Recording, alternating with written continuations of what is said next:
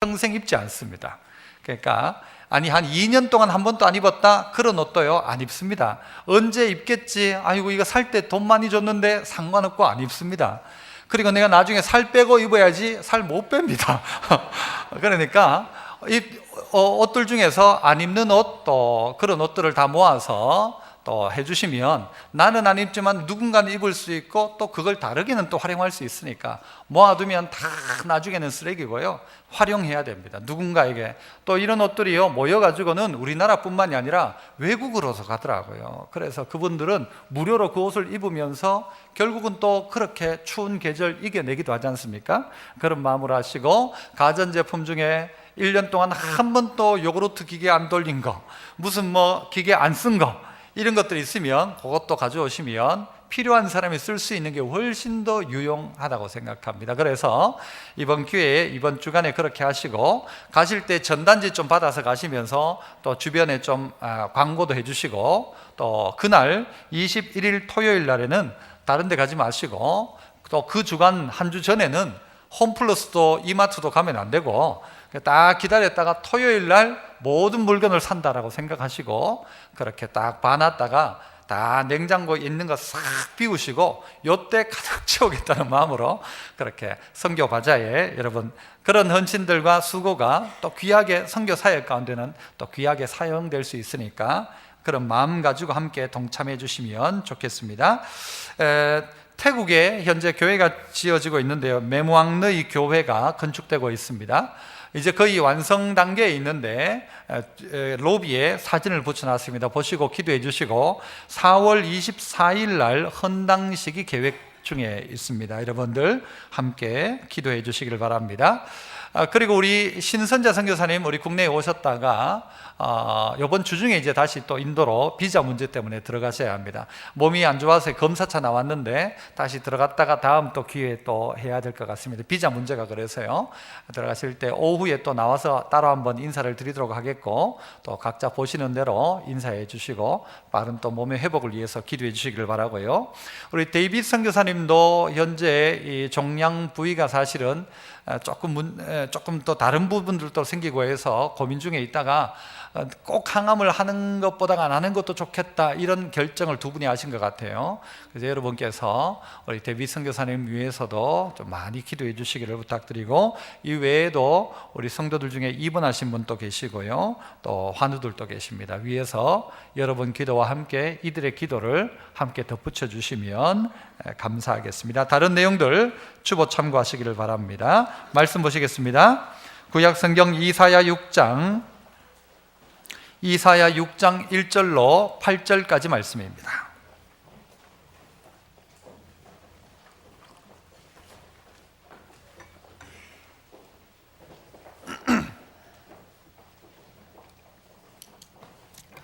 제가 1절 먼저 읽습니다. 이사야 6장 1절로 8절.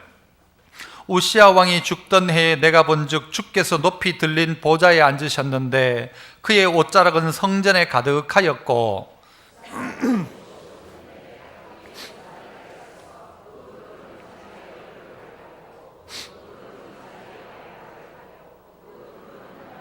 서로 불러 이르되 거룩하다 거룩하다 거룩하다 만군의 여호와여, 그의 영광이 온 땅에 충만하도다 하더라.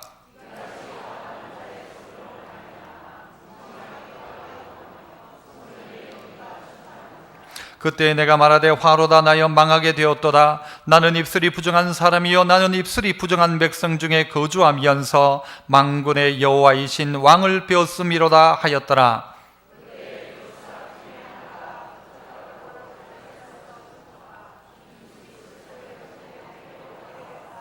그것을 내 입술에 대며 이르되 보라, 이것이 네 입에 닿았으니 네 악이 제하여졌고 네 죄가 사하여졌느니라 하더라. 내가 또 주의 목소리를 들으니 주께서 이르시되 내가 누구를 보내며 누가 우리를 위하여 갈꼬 하시니 그때 내가 이르되 내가 여기 있나이다, 나를 보내소서 하였더니 아멘. 할렐루야. 찬양대에서 찬양으로 하나님께 영광 돌립니다.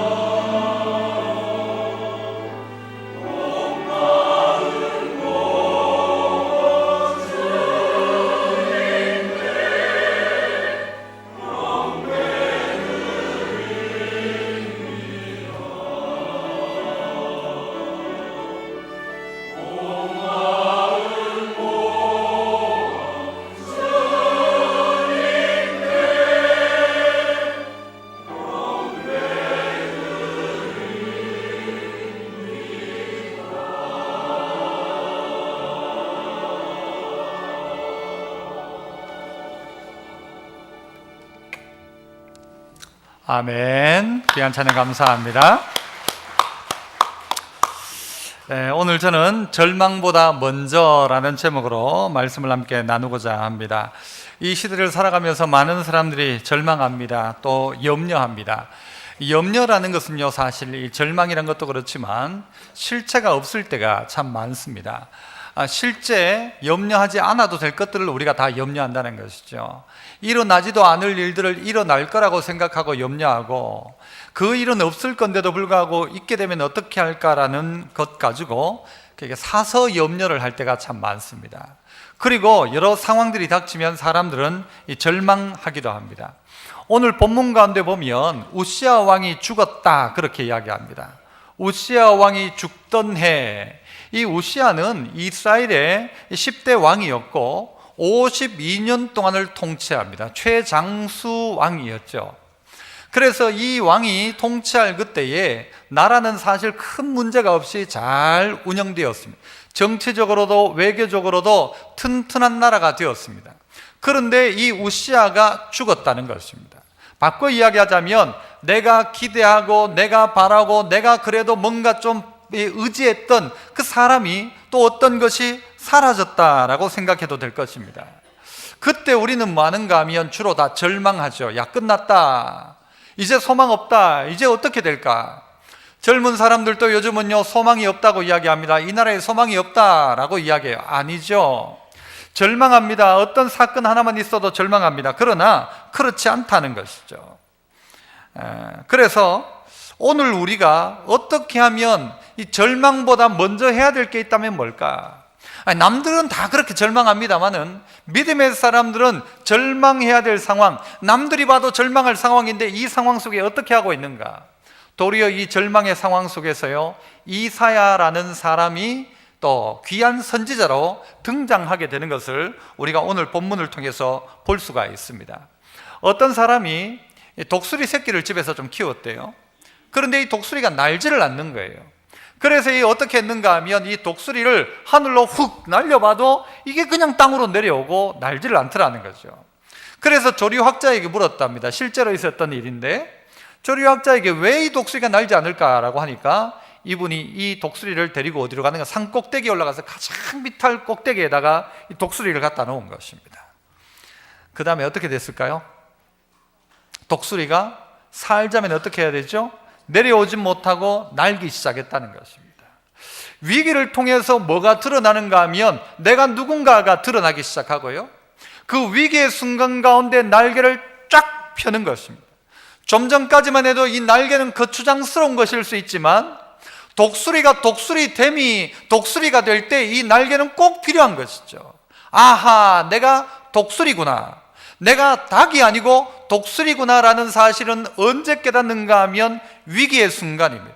절망의 순간. 이 절망의 순간이란 말은 바꾸면 뭐예요? 우시아가 죽었을 때라는 말입니다. 내가 의지하던 우시아가 죽었어요. 내가 의지하던 돈이 생각대로 있으면 좋겠는데 없어졌어요. 내가 의지하던 사람이 갔어요. 그때에 진짜 내가 누구인지가 드러난다는 것입니다. 절망의 순간 가운데 이 사람이 믿음이 있는지 없는지도 그때 드러나고, 독수리인지 아닌지도 그때 판가름 난다는 것입니다. 성도들을 볼 때 저는 어떨 때 이런 생각한 적이 있어요. 야, 저분이 믿음 없는 분인데 교회 다닌 지 얼마 안 됐는데 저분이 말하는 걸 들어보니까요, 얼마나 깜짝 놀란지 몰라요. 그런 분이 몇 분 있어요. 아니, 공개적으로 본인의 신앙을, 예수 오래 믿었던 사람도 자기 신앙을 선포 안 하는데 아주 믿음이 얼마 안 됐는데, 믿은 지 얼마 안 됐는데도 불구하고 공개적으로 자기 믿음을 딱 이야기하는 거예요. 아하, 저 사람이 믿음 없는 게 아니구나. 위기의 순간, 절망의 순간에 결국은 또 하나님의 이 역사가 드러나게 되어 있는 것입니다. 단테의 신곡 아시죠? 거기에 보면 지옥 입구에 이렇게 붙어 있다고 합니다. 이곳에 들어오는 모든 자들은 소망을 포기해라. 이곳에 들어오는 사람들은 소망을 포기해라. 바꾸면 무슨 말입니까? 여기 들어오는 순간 끝났다라는 것이죠. 한번 따라 볼까요? 끝났다.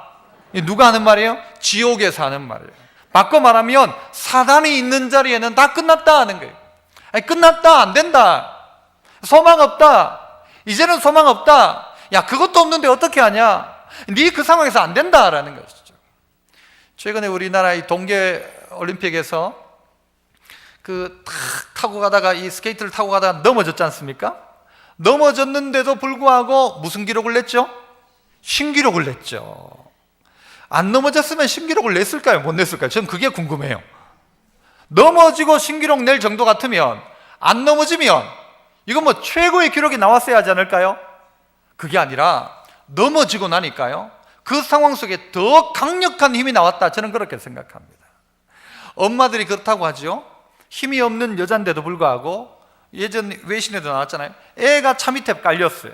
엄마가 차를 번쩍 들었대요. 위기의 순간에 힘은 발휘되기 시작하는 것입니다. 절망의 순간 가운데 진짜가 발견되기 시작하고요.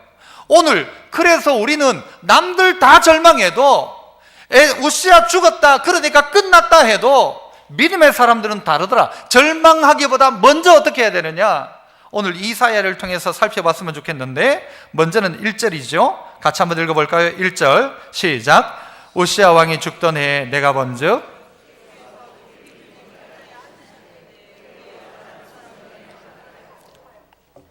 죽던 그에 내가 봤대요. 뭘 봤는가 하면 주께서 높이 들린 보좌에 앉으셨고 그의 옷자락이 성전에 가득한 것을 본 거예요. 그리고 뭐까지 봤어요?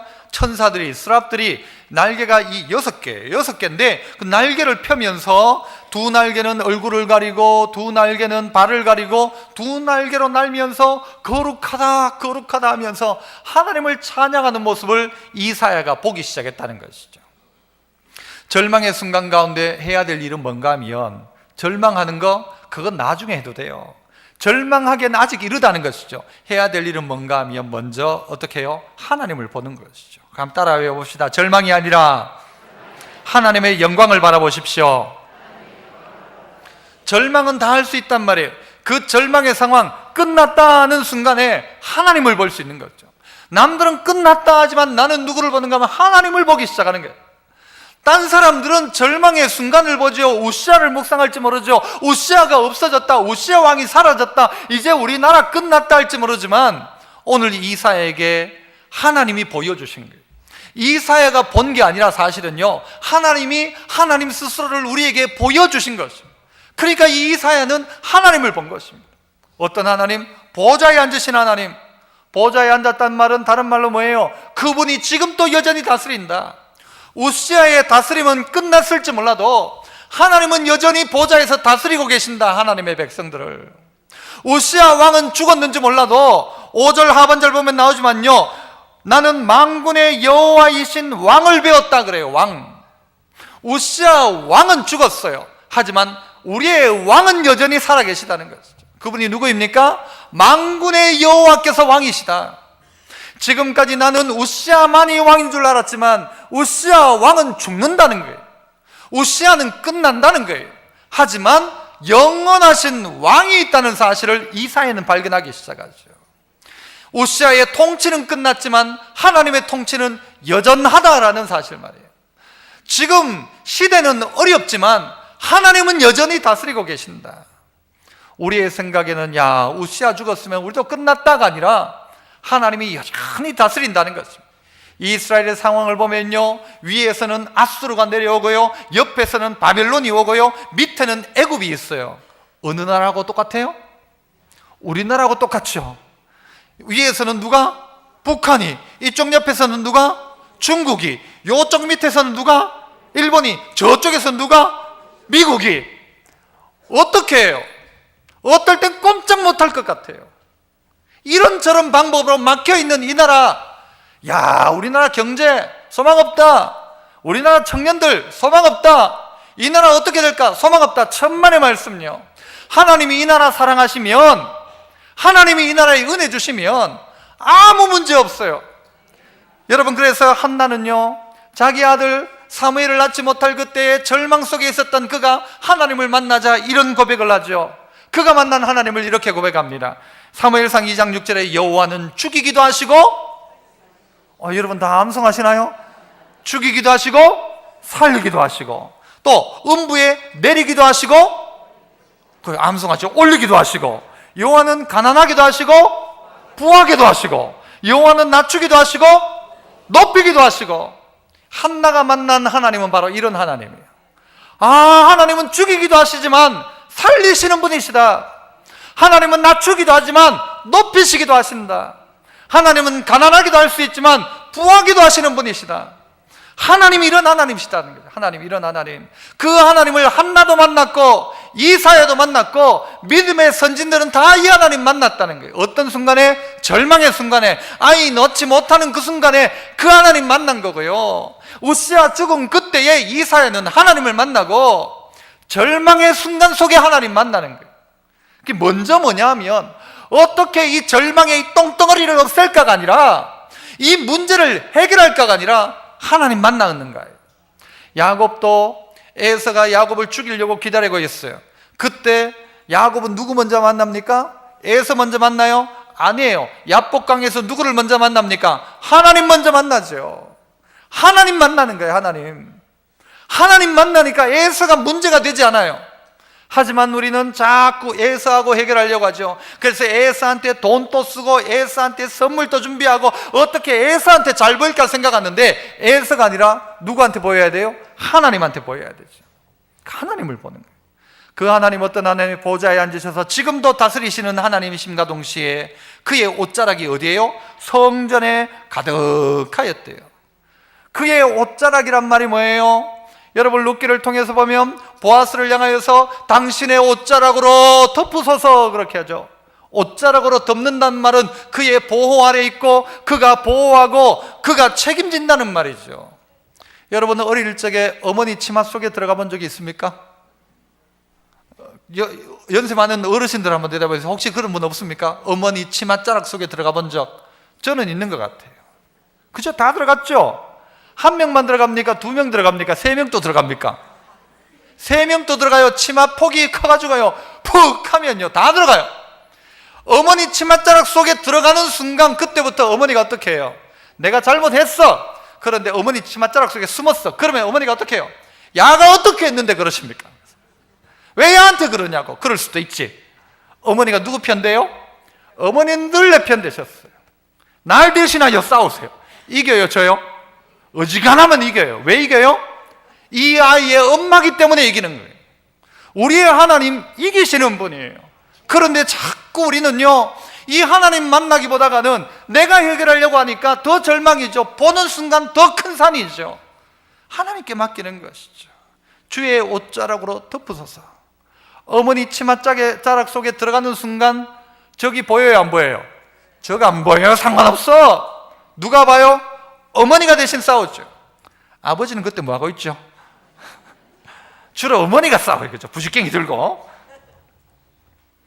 여러분 우리는 생각이 늘 낙심이나 낭망이나 절망에 최적화되어 있는 것 같아요. 돈이 있으면 여러분 든든합니까? 든든하지 않나요? 돈이 있으면. 옛날에 제 친구는요 어릴 때 중고등학교 다닐 때 뭐라고 저한테 이야기하냐면 자기 뒷주머니에 10,000원짜리 하나만 꼽혀 있으면 자기는 아무 걱정이 없대. 10,000원짜리 하나만 딱 있으면 된대. 요즘은 좀 달라졌겠죠. 여러분 얼마 있으면 안전하십니까? 만족하죠. 여러분이 돈이 탁 지갑에 딱 들어있으면 남자 어깨도 어떻게 돼요? 쫙 펴지죠. 자, 여러분 주머니 속에 돈 10억이 들어있어요 지금. 어떻습니까? 평안하십니까? 어떤 도둑놈 없나? 막 이래가지고 이래 잡고 있죠. 그러면 도둑은 뭐 보죠? 이래 잡고 있는 걸 보거든요. 돈이 있으면 평안합니까? 돈이 있으면 평안합니까? 도리어 더 불안하죠. 어떨 때는. 돈이 없으면 안전합니까? 돈 없으면 안전해요? 아이고 뭐 아무 걱정도 없다. 누가 뭐 도둑놈 와봐라. 내한테 훔쳐갈 것도 없다. 집 문 열어놓고 다니는 사람 있죠. 우리 집에 도둑 와도 실망하고 돌아간다. 없으면 그러면 평안하십니까? 없어도 절망하고 있어도 불안하고. 결혼하면 좋습니까? 결혼하면 평안합니까? 할 것 같죠? 남편이 있으면 좋습니까? 없으면 좋습니까? 있어도 골치 아프고요 없어도 골치 아프고요. 아내도 그래요. 있어도 문제, 없어도 문제. 돈도 그래요. 있어도 문제, 없어도 문제. 우리의 인생은요, 중요한 건 있느냐 없느냐가 아니더라고요. 이것만 있으면 난 뭐 행복할 것 같다 하는데 그거 있으면 또 문제 생겨요. 아들이 있으면 좋아요, 안 좋아요? 아들 있으면 좋아요, 안 좋아요? 아들 있으면 좋겠다 하는데 아들이 있는 엄마한테 물어봐요. 아들 있으니까 좋으냐고. 아들 때문에 골치 아파 죽겠대. 없는 게 편하대. 있느냐 없느냐의 문제가 아니라 우리의 시선 말이에요. 우리에게는 늘상 절망이에요. 아들 때문에 죽겠다 그러고, 남편 때문에 골치 아파 죽겠다 그러고, 없으면 없는 대로 죽겠다 그러고, 있으면 있는 대로 죽겠다 그러고요. 늘상 우리는 마음 안에 평안함이 없고 늘 염려합니다. 차 없을 땐 차 있으면 좋겠다는데 차 있으면 나가다가 박으면 어떻게 할까, 끊기면 어떻게 할까, 외제차 박으면 어떻게 할까, 막 늘 겁나죠. 늘 불안하죠. 만들어내서 염려하는 거예요. 그런 인생이 우리라는 거예요. 그래서 드리고 싶은 말씀은 뭐예요? 있느냐 없느냐로 우리의 인생이 해결되지 않아요.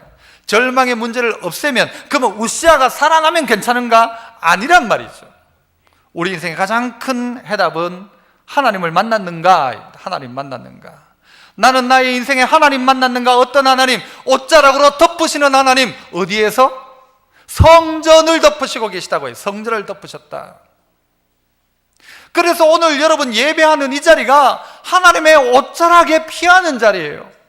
절망에 있던 사람도 오늘 그 옷자락 속에 피하는 거예요. 피하면 누가 그랬어 하면서 하나님이 등장하시죠. 그 하나님께 피하라는 거죠. 여호와께 피하는 자는 복이 있다고 그랬어. 하나님께 피하라고요. 하나님께. 절망의 순간 가운데 절망하는 건 다 남들도 그렇게 해요. 하지만 믿음의 사람들은 절망의 순간에 눈이 번쩍 뜨이는 거예요. 누구를 봐요? 하나님을 보기 시작하는 것이죠. 하나님을 보는 거예요.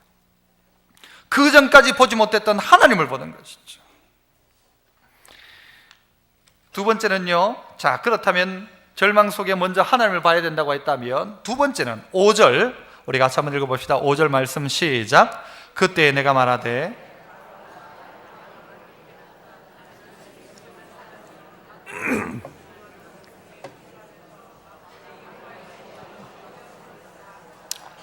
하나님의 영광을 보았던 이사야가 그 하나님의 놀란 영광을 보자 그가 했던 첫 번째 고백이 뭔가 하면 화로다 나여 망하게 되었도다.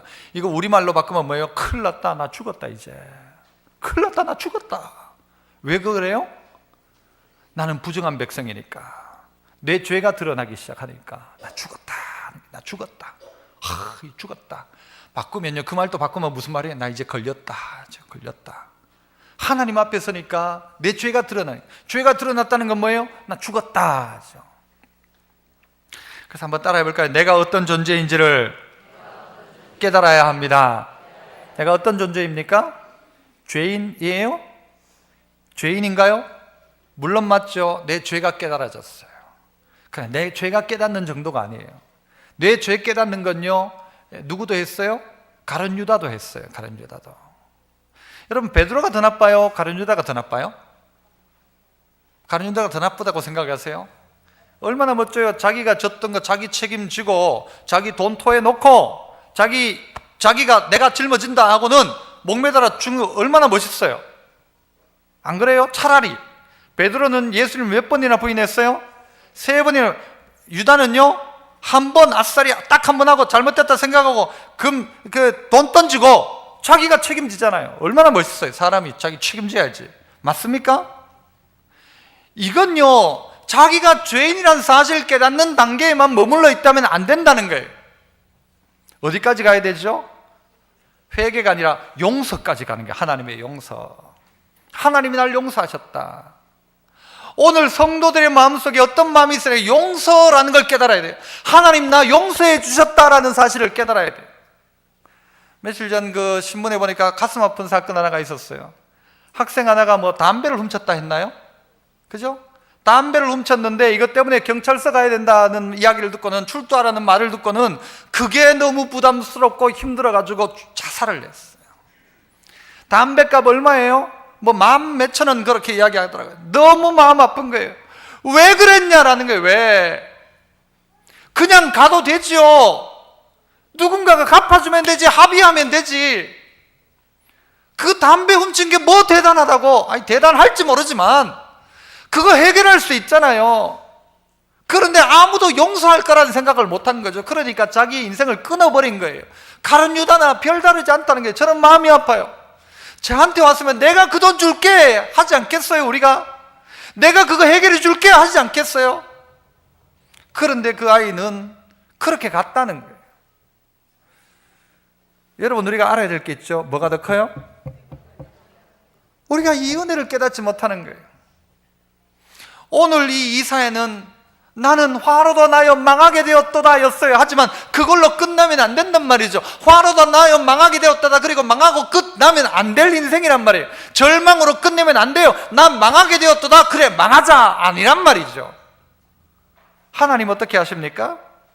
그에게 불젓가락을 가지고 와가지고는 제단에 불을 가지고요, 숯불을 가지고 그의 입에 대기 시작합니다. 그리고는 뭐라고 말씀하세요? 7절 마지막에 보면 이제 네 악이 제하여졌고 네 죄가 사하여졌다. 하나님의 용서가 선포된단 말이에요. 하나님의 용서. 여러분 보실 때에, 그런데 왜 하필 이사야는 나는 입술이 부정하다 했을까요? 하나님을 만나고 난 다음에 그럴 수 있잖아요. 하나님, 저는 제 마음이 시커멓습니다. 마음을 이야기할 수도 있고, 하나님 제 손이 너무 더럽습니다 할 수도 있고, 하나님 제 눈이 너무 더럽고 악합니다 할 수 있고, 귀라고 할 수도 있고, 내 발이 너무 악한 곳을 다녔습니다라고 할 수 있지 않습니까? 그런데 왜 이사야는 나는 입술이 부정하다 했을까요? 자기의 고백이죠. 그러면서 뭐래요? 나는 입술이 부정한 백성 중에 거한다. 내 혼자만 입술이 부정한 게 아니라 다 입술이 부정하대요. 입술이 부정하다는 말이 뭘까요? 왜 이사야는 꼭 하필 입술이 부정하다고 그렇게 표현을 했을까요? 그의 고백 속에, 하나님을 향한 고백 속에 내가 평소에 거짓말했다, 내가 누구를 뭐 욕했다, 그 정도 의미가 아니라 내 입술이 하나님을 향하여 그렇게 쓰였다는 거예요. 천사들이 그죠? 자기 얼굴을 가린 이유가 뭐예요? 천사가 날개를 가지고 6날개가 있는데 2날개는 얼굴을 가리고 2날개는 발을 가렸대요. 얼굴을 왜 가렸을까요? 여러분, 결혼식 날 신부 어머니 그리고 신랑 어머니 조심하세요. 뭘 조심해야 되죠? 신부보다 이쁘면 안 돼요. 내가 얼마 전에 봤어. 신부보다 이쁘면 그거는 거의 죄와 동등한 겁니다. 이 며느리보다가 더 이쁘면 안 돼요. 그날은 누가 이뻐야 돼요? 신부가 이뻐야 돼. 어떻게 해야 돼요? 자기 얼굴을 가리는 거예요. 천사들이 누군가가 자기를 볼 게 아니라 누구를 보라는 거예요? 하나님 보도록 자기 얼굴을 가리는 거예요. 자기의 발을 가려요. 자기가 했던 지금까지 행적, 내가 얼마나 했는지 아냐, 내가 얼마나 대단한지 아냐, 발을 다 가리는 거예요. 다 얼굴과 발을 가리고 2날개를 가지고 날면서 뭐라고 이야기해요? 거룩하다, 거룩하다, 거룩하다. 그 거룩하신 하나님을 만나고 나니까 지금 천사들은 그렇게 하나님을 찬양했는데 내 입술을 보니까 어떤 말들을 한 거예요? 하나님 이럴 수 있습니까? 이 나라에 이렇게 할 수 있습니까? 하나님이 살아계시면서 계신다면 이렇게 할 수 있습니까? 라고 했던 그의 입술의 고백들, 부정적인 말을 하고 불신앙적인 말을 했던 자기의 입이 기억난 거예요. 다른 것보다가 내 입이 부정했다라는 사실을 깨닫게 된 것이죠. 여러분, 성도들 중에서도 보면요, 입술이 잘못된 사람들이 꽤 많죠. 무슨 말을 했다 하면 늘상 사람을 잘못된 말, 그리고 그 사람을 넘어뜨리는 말, 남을 비난하는 말들을 습관적으로 하는 사람들이 있어요. 말했다 하면 욕만 하는 사람도 있어요. 말했다 하면 비난만 하는 사람도 있어요. 하나님 앞에서도 똑같죠. 하나님을 향하여서도 아주 불신앙적인 이야기를 하고 믿음의 말은 전혀 하지 않고 직분은 있는데도 불구하고 신앙적인 믿음의 말은 없어요. 그랬던 이사야 자기 자신을 본 거예요. 그리고 그 말에 함께 동조했던 백성들을 본 거죠. 나는 입술이 부정하고 입술이 부정한 백성 중에 나도 그 말하고 그도 그 말하고 온 백성들이 하나님을 향하여 그 말했다. 신앙 없이 살았다는 것이죠. 자기 할 말을 했다는 것이죠. 그런데 그 사실을 깨닫게 된 것이죠. 하나님이 그가 이야기했던 그 입술에다가 그 숯불 가지고 거기를 지져버리시죠. 그러니까 어떻게 해요? 네 죄가 사하여졌다, 네 악이 제하여졌다, 하나님의 용서가 선포되는 거예요. 여러분, 이게요 뭐 대단하게 막 이사야가 막 간절하게 하나님 용서해달라고 한 겁니까? 아니요, 나는 고백 하나였어요. 나는 입술이 부정합니다. 하나님, 내가 하나님 앞에 서보니까 나는 내 입술이 부정합니다.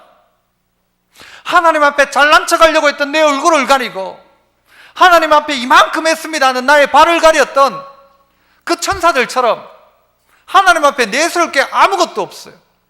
내가 용서해 달라고 해서 하나님 용서해 주는 겁니까? 그것보다 더 먼저는요, 하나님이 용서하고자 하니까 용서되는 거죠. 은혜가 크니까 용서가 되는 거지 내가 대대내서가 아니란 말이에요.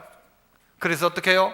그 독생자이신 예수님까지 보내면서 나는 너 사랑한다, 나는 너 저희 위에 내 아들 독생자 보내서 네 죄를 용서하기를 원한다. 이게 하나님의 메시지 아닙니까? 하나님이 말로만이 아니라 아들을 보내시면서까지 우리에게 보내주신 메시지 아니에요. 하나님은 주셨는데 우리는 어떻게 합니까? 우리는 받아 누리지 않을 때가 많이 있다는 것이죠. 하나님은 주시는데 그 은혜가 더 크다, 이 사실을 우리가 깨달아야죠. 내가 아들 준 내가 아들과 함께 다른 좋은 것 주지 않겠냐 하시죠. 아들 줬는데 너 높이는 거 이거 문제라고 생각하냐? 문제 아니다. 아들 줬는데 너 살리는 거 문제라고 생각하냐? 죽이기도 하고 살리기도 한다. 나는 낮추기도 하고 높이기도 한다. 가난하기도 하고 부하기도 할 수 있다. 내가 내 아들 줬는데 그거 못 해주겠냐? 낙심하고 절망하고 있는 이들을 향하여 주님의 이 분명한 메시지를 들어야 한다는 것이죠. 내가 누구냐? 하나님께서 날 사랑하셨고 나는 입술이 부정하고 입술이 부정한 사람들하고 늘 어울려 다녔던 나이지만 성전의 제단에 숯불을 가지고 입에 대니까 죄가 사하여지기 시작하는 거예요. 바꾸면 무슨 말이에요? 그때부터 말이 바뀌기 시작한다는 거예요. 그의 입에서 나오는 게 달라진다는 말이죠. 그의 삶이 바뀌었단 말이죠. 이게 진짜 용서받은 사람이죠. 짖었는데 요 남은 걸로 막 욕하고 여기 짖으니까 요 막 빨대 꼽아가지고 욕하고 아니란 말이잖아요. 탈무드에 이런 이야기가 있답니다. 어떤 사람이 이스라엘의 어떤 도시에 아주 정숙하고 이쁜 처녀가 있었는데 그 도시의 성주가 그 여자를 막 좋게 여긴 거예요. 그래가지고 자기가 이미 결혼하고 뭐 가정을 가지고 있는데도 이 여자를 자꾸 마음에 품기 시작하는 거예요. 그래서 만나자 와라 하는데도 계속 거절하는 거예요. 그래서 어느 날 이 사람이 군대를 동원해가지고 그 여자를 납치해가지고 자기 성에 데리고 왔어요. 데리고 오니까 이 여자가 거부하죠. 거부하니까 나중에는 이 여자가 다시 뭐라고 하는가 하면 내 어디가 그렇게 좋아서 나를 그렇게 가지려 하느냐라고 물은 거예요. 그러니까 이 남자가 뭐라고 이야기하는가 하면 나는 당신 눈을 보니까 꼭 비둘기처럼 보여서 비둘기의 눈동자처럼 보여서 너무 아름답다라고 이야기를 한 거예요. 그러냐? 그럼 잠깐 기다려라. 그리고 이 여자가 자기 방으로 들어갔어요. 잠깐 후에 나올 거라 기다리라고.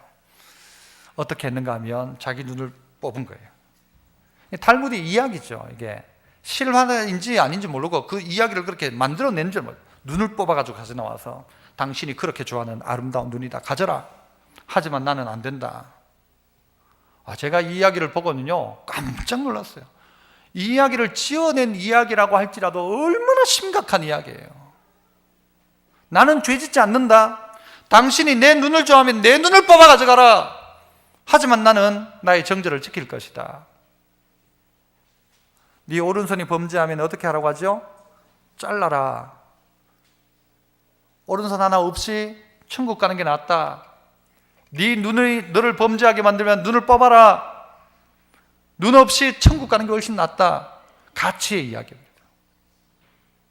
다음 주에 또 막 여기 기부스하고 막 이러 오는 거 아닌가? 안대하고 저거 잘라도 죄는 여전히 있고요. 뽑아도 죄는 여전히 있을 수 있어요. 하지만 여러분, 우리가 어떤 존재인지를 알아야 한다는 거예요. 이 죄가 얼마나 잔인한지도 알아야 되고, 이 죄에 용서받지 않고는 우리의 절망이 아무리 우시아가 살아나고 억만금을 갖다 줘도 절망의 문제를 해결할 방법이 없어요. 절망의 문제는 해결이 안 됩니다. 죽음에 이르는 병과도 같다고 하잖아요. 안 된다는 거죠. 어떤 우리를 발견해야 되는가? 죄인인 나와 함께 용서받은 나, 이거 깨닫는 순간 우리는 절망에서 벗어날 수 있어요. 하나님 나 사랑하신다, 이름에도 불구하고 여전히 나 사랑하신다. 지금은 내가 이 상황이지만 그래도 하나님 나 여전히 사랑하신다. 지금 내가 이 감옥의 상황이 있지만 그래도 여전히 하나님 나 사랑하신다. 지금 우시아가 죽었어도 하나님은 여전히 살아서 역사하시고 운행하시고 보좌에 계시고 그 옷자락을 나를 향하여 덮고 계신다는 그런 나라는 존재를 깨달아야 이 절망에서 벗어나지. 그거 해결되면 괜찮을 거다, 착각이라는 것입니다. 마지막 세 번째는요, 8절을 한번 읽어볼까요? 8절 읽어봅니다. 시작. 내가 또 주의 목소리를 들으니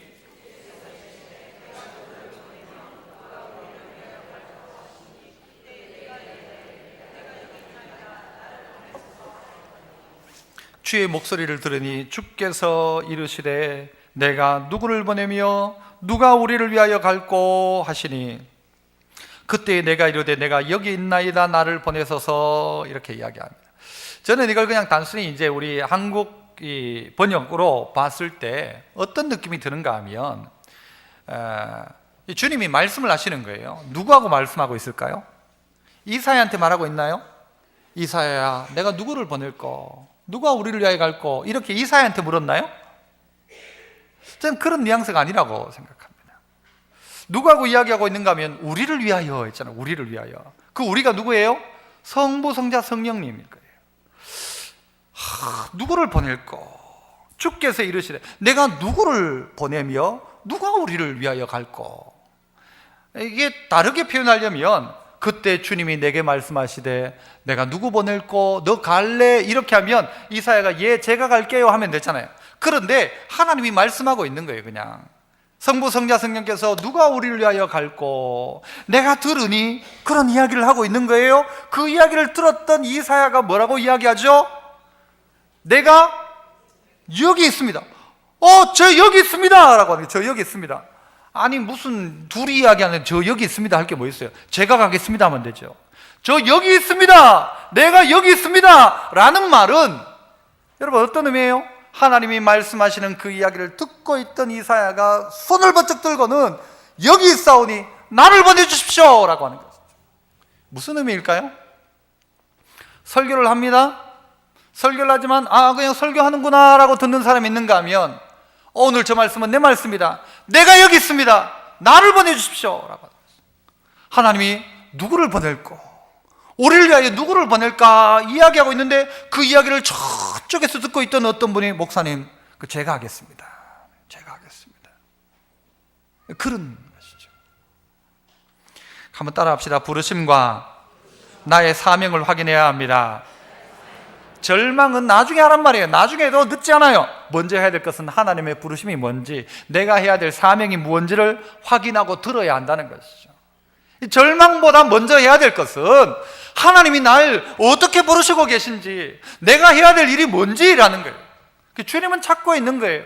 주님은 이야기해요. 길 지나가면서 그래 누구를 보낼까 하는데 저쪽에서 저 여기 있습니다, 저를 보내주십시오 하는 거예요.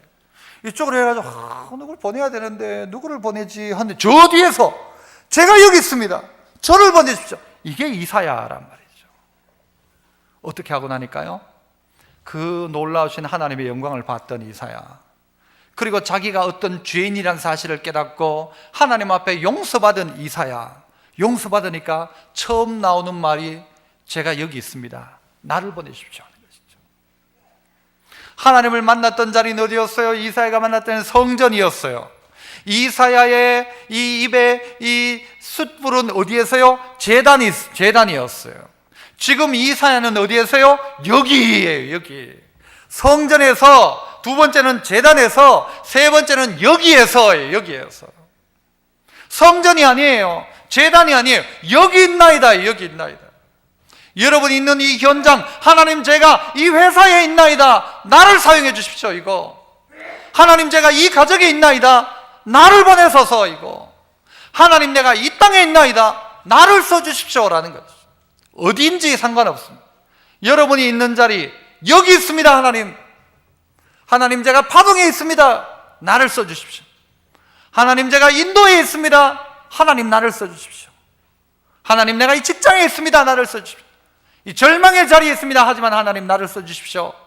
이것이 오늘 이사야의 고백과도 같다는 것입니다. 하나의 이야기를 하고 말씀을 마치고자 합니다.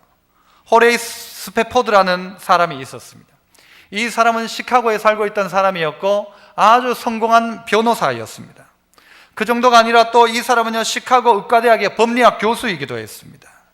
그리고 장로의 신학교의 이사이기도 했고 부자였습니다. 그리고 무디와 함께 복음을 전하는 일 가운데 아주 헌신했던 자기의 재산을 가지고, 그리고 무디 교회의 재정을 맡아 있는 재정 담당자였어요. 아주 신앙 좋은 사람이었죠. 그런데 그의 나이 43살 되던 1871년도에 어떤 일이 벌어지는가 하면 시카고에 대화재가 납니다. 시카고 도시가 다 불타버린 거예요. 그러면서 이 사람의 집도 다 불타고 자기 재산이 다 불타버린 것이죠. 아주 절망적인 상황이죠. 그런데 이 상황 몇 년 전에 자기 4살짜리 아들이 죽었어요. 4살 된 아들이 죽고 몇 년 뒤에 자기 집은 다 불타버린 거예요.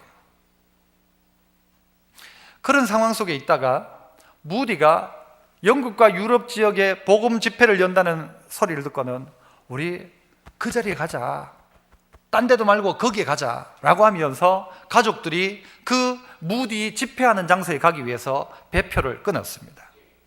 온 가족 자기 딸 4명과 아내와 자기가 떠나려고 했는데 갑작스러운 일이 생겨서 이 사람은 남아있고 자기 아내와 자기 딸 4명을 이제 배를 태워 보냈는데 1873년 11월 15일 이 배가 가다가 영국의 철갑선이었던 라키언이라는 배와 함께 정면 충돌을 하게 됩니다. 그리고 그 배에 타고 있던 226명은 다 죽게 되죠. 딸 4명 죽어버린 거예요. 그런데 그 아내가 널빤지에 걸려있다가, 기절한처럼 널빤지에 걸려있다가 살아나게 되었어요. 그리고 그 아내가 이 바다를 건너가가지고 그 동네에서 전보 하나를 보내는데 뭐라고 보내는가 하면 Saved alone, 나 혼자 살았다, 짧게 보내는 거예요. 깜짝 놀란 거죠. 다 죽고 나 혼자만 살았다, 딸 넷 다 죽은 거예요.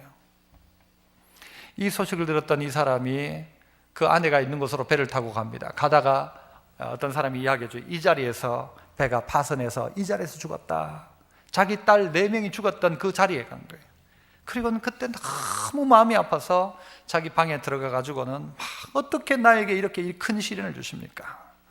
내가 조금 놀러 가는 것도 아니고 어디 가고 있었어요? 이 딸하고 복음 전파하는 곳에 가려고 했었고, 이 사람이 뭐 나쁜 짓 했어요. 복음 전하는 일 가운데 늘수했는데 집은 다 불타버렸고, 아들 하나 4살짜리 아들은 죽었고, 딸 4 지금 바다에 죽은 거죠.